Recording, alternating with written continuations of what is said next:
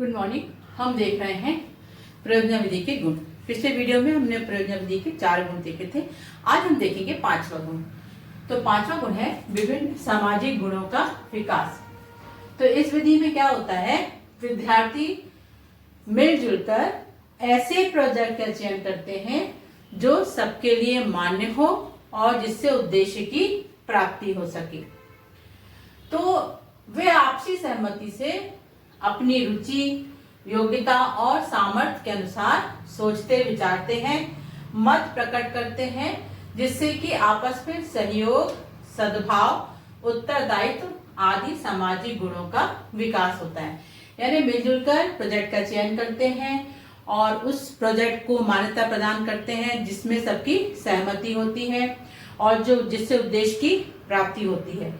तो आपसी सहमति के अनुसार अपनी रुचि, योग्यता और क्षमता के अनुसार विचार विमर्श करते हैं, अपना मत प्रकट करते हैं और आपस में सहयोग, सद्भाव, उत्तरदायित्व आदि सामाजिक गुणों का विकास होता है। यानी सामाजिक गुणों से सहयोग की भावना का विकास, सद्भाव की भावना का विकास, उत्तरदायित्व आदि की भावना का विकास, ये सारे गुण सामाजिक गुणों के अंतर्गत आते हैं।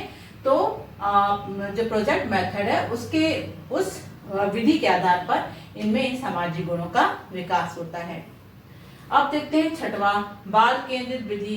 कई बार क्या होता है कि लोगों को बाल केंद्रित का अर्थ नहीं होता है। यदि उनसे कुछ पूछा जाए कि बाल केंद्रित विधि क्या है या बाल केंद्र शिक्षा क्या है, तो जवाब उल्टा आता है कि विद्यार्थियों को केंद्र में रखकर जो शिक्षा दी जाए। ये गलत है।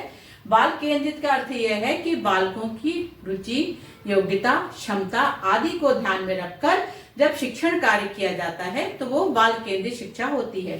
तो यहाँ पर बाल केंद्रित विधि का अर्थ ये हुआ कि प्रोजेक्ट विधि पूर्णतः बाल केंद्रित है। क्यों है? क्योंकि इसमें विद्यार्थी अपने ढंग से कार्य करने के लिए स्वतंत्र होता है। वह अपनी योग्यता, सामर्थ्य एवं रुचि के अनुसार ही सीखता है और विचारता है, मत प्रकट करता है, निर्णय लेता है और फिर उसी के अनुसार योजना बनाता है। अर्थात ये विद्यार्थी के ऊपर डिपेंड होता है कि वो अपनी इच्छा, योग्यता और सामर्थ्य के अनुसार प्रोजेक्ट लेने का निर्णय करे और उस पर फिर योजना बनाए। तो इस प्रकार 6वां पॉइंट हुआ बाल केंद्रित विधि। 7वां जो गुण है इसमें वो श्रम की आदत का विकास। श्रम की आदत का विकास से क्या तात्पर्य हुआ कि प्रोजेक्ट विधि से विद्यार्थियों में श्रम करने की आदत का विकास होता है, क्योंकि विद्यार्थी स्वयं ही प्रोजेक्ट के चुनाव से लेकर अंत तक कार्य करता है। हमने देखा कि विभिन्न सामाजिक गुणों का विकास हुआ, फिर हमने देखा कि ये प्रोजेक्ट विधि जो है वो बाल केंद्रित विधि है। अब बाल केंद्रित का अर्थ समझा, इसका फिर अगला पॉइंट है श्रम की आदत का विकास। जैसे बाल केंद्रित विधि में क्या देखा कि विद्यार्थी स्वयं चुनाव करते हैं प्रोजेक्ट का। तो जब वो स्वयं निर्णय लेते हैं, प्रोजेक्ट का चुनाव स्वयं करते हैं, तो उस प्रोजेक्ट को शुरू से लेकर अंत तक स्वयं ही परिश्रम करते हैं, उन्हें ही वह कार्य पूरा करना होता है। तो इस प्रकार उनके अंदर श्रम की आदत का विकास होता है। अब हम देखते हैं 8वां बिंदु। 8वां है गृह कार्य आदि समस्याओं से मुक्ति। इस विधि द्वारा शिक्षण करने से गृह कार्य का भार कम किया जा सकता है, क्योंकि विद्यार्थी स्वयं ही अपनी समस्या के समाधान के लिए कार्य करते हैं। अतः इस विधि में गृह कार्य देने की आवश्यकता ही नहीं होती। यानी इस विधि में गृह कार्य देने की आवश्यकता नहीं होती है, क्योंकि विद्यार्थी स्वयं ही अपनी समस्या का समाधान करने में लगे हुए होते हैं।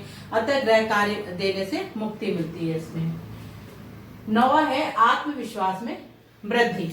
आत्मविश्वास में वृद्धि से क्या तात्पर्य हुआ?